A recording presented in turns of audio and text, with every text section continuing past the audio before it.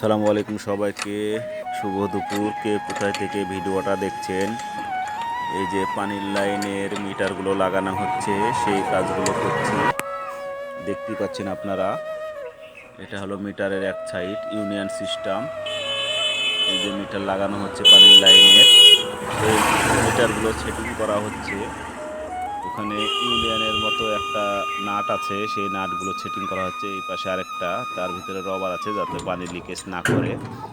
আর মিস্ত্রি ভাই যারা আছেন, প্লাম্বার এবং স্যানিটারি, তারা কে কি এসব পানির লাইনের মিটার লাগিয়েছেন কিনা কমেন্ট করে জানাবেন। আমি কিন্তু বহুত লাগিয়েছি বা লাগাচ্ছি, সচরাচর লাগাচ্ছি। এখন আমাদের এদিকে রাজশাহী তানোর থানাতে অহরহ পানির লাইনের মিটার লাগানো হচ্ছে, যাতে পানি অপচয় না করতে পারে, সেই জন্য মিটারগুলো লাগানো হচ্ছে। এই যে দেখতে পাচ্ছেন মিটারগুলো লাগানো হয়েছে।